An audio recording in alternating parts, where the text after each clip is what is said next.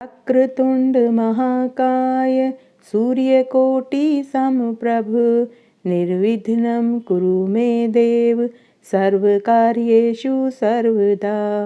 वक्रतुंड महाकाय सूर्यकोटि समप्रभ निर्विघ्नं कुरु मे देव सर्वकार्येषु सर्वदा।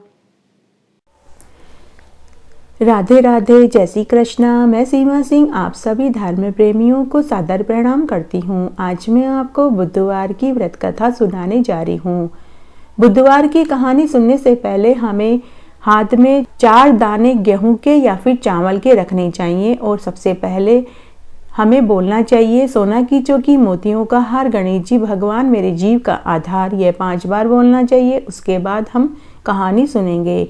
कहानी सुनते समय आप हमेशा बीच बीच में हुक्कारा जरूर लेवें, क्योंकि इससे कहानी सुनने वाले को कहानी सुनने का पूरा फल मिलता है।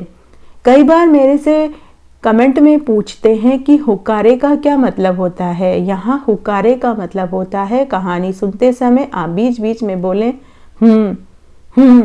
या फिर बोलें हाँ। इसे ही हुक्कारा भरना कहते हैं। आइए अब हम कहानी सुनते हैं। लेकिन एक बात और मैं आपको बताना चाहती हूँ, कहानी कभी भी आप अधूरी न सुने, क्योंकि अधूरी कहानी सुनने का पाप लगता है। इसलिए जब भी आप कहानी सुने तो पूरी सुने। अब आइए अब हम बुधवार व्रत कथा सुनते हैं। एक गांव में एक बुढ़िया माई रहती थी। वह हर बुधवार का व्रत करती थी। वह जाति से मालन थी। वो अपना गुजर बसर फूलों की माला बनाकर बेचती थी और उसी से जो पैसा मिलता था उसी से वह अपना घर खर्च चलाती थी। उसकी झोपड़ी के पास में थोड़ी सी खाली जमीन थी, जिस पर वह तरह तरह के फूल उगाती थी। मोगरे के, हजारे के, चमेली के, गुलाब के, कनेर के, और फिर उन फूलों की माला बना करके बाजार में बेचती थी। हर बुधवार को वह व्रत करती थी और एक माला गणेश जी के रोज चढ़ाती थी और एक माला गणेश जी के मंदिर में जाकर रोज चढ़ाती थी और दिया जलाती थी। हरी हरी दुर्वा चढ़ाती थी। एक दिन जब वह गणेश जी के मंदिर में फूलों की माला चढ़ाने गई, पूजा करने गई, तभी गणेश भगवान की माला में से एक फूल टूटकर बुढ़िया की थाली में गिर गया। बुढ़िया घर आई और उस फूल को अपनी फुलवारी वाले आंगन में डाल दी। थोड़े ही दिनों में उस फूल से वहां एक पेड़ उगाया। बुढ़िया का ध्यान उस पेड़ पर उगे हुए फूलों पर नहीं गया, लेकिन उसके पड़ोसी का ध्यान चला गया। उस पेड़ पर रोज 2 फूल सोने के उगते थे, जिसे रोज पड़ोसी बुढ़िया की नजर बचाकर तोड़ लेता था। एक दिन गणेश भगवान ने सोचा कि बुढ़िया तो बेचारी ठगी जा रही है। मेरे द्वारा दिए गए फूल से उसके आंगन में फूल का पेड़ तो उग आया है और उसमें रोज 2 सोने के फूल भी उग रहे हैं, लेकिन बुढ़िया का ध्यान उस ओर गया ही नहीं। रोज पड़ोसी ही उन सोने के फूलों को तोड़कर ले जाता है। तब एक दिन की बात है, जब बुढ़िया फूल तोड़ रही थी तो भगवान ने दोनों सोने के फूल उस बुढ़िया की झोली में गिरा दिए।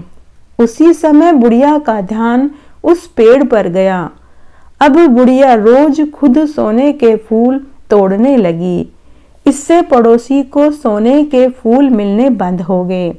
पड़ोसी जल भुन गया। उसने सोने के फूल वाले पेड़ की बात राजा को बता दी। उसने कहा कि राजा जी, मेरे पड़ोस में एक बुढ़िया माई रहती है। उसके आंगन में एक पेड़ है जिस पर रोज 2 सोने के फूल उगते हैं। ऐसा पेड़ तो आपके राजमहल में होना चाहिए। राजा ने अपने सैनिकों को भेजकर बुढ़िया के आंगन से उस पेड़ को उखाड़कर खुद के राजमहल में लगवा दिया। बुढ़िया बेचारी कुछ नहीं बोली। राजा का आदेश सिर आंखों पर होता है, लेकिन सोने का फूल देने वाले पेड़ में कांटे उग आए और वो कांटा रानी के पांव में लग गया। रानी ने राजा से कहा कि आप कैसा पेड़ राजमहल के बगीचे में लाए हैं। मेरे पैर में कांटा चुभ गया है और वो कांटा निकल ही नहीं रहा है। आप किसी वैद्य को बुलवाइए ताकि मेरे पैर का कांटा निकल सके। राजा को बड़ा आश्चर्य हुआ कि सोने का फूल देने वाले पेड़ में कांटे क्यों उगाए।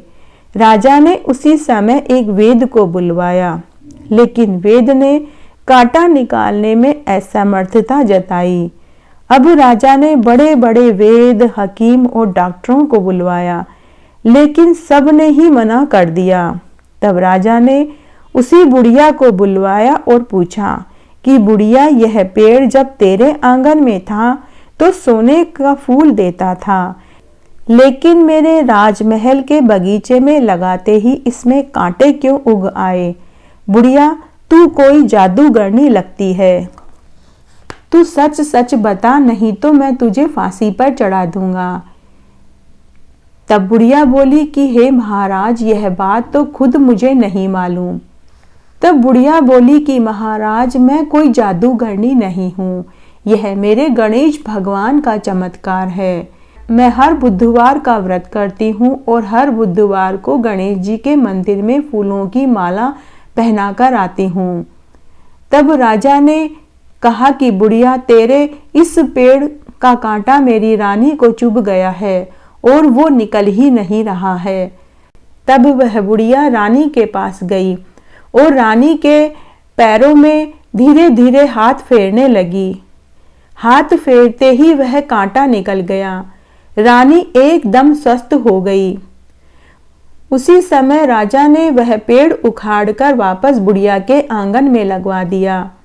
बुढ़िया के आंगन में वह पेड़ लगते ही वापस उसमें 2 सोने के फूल आने लगे।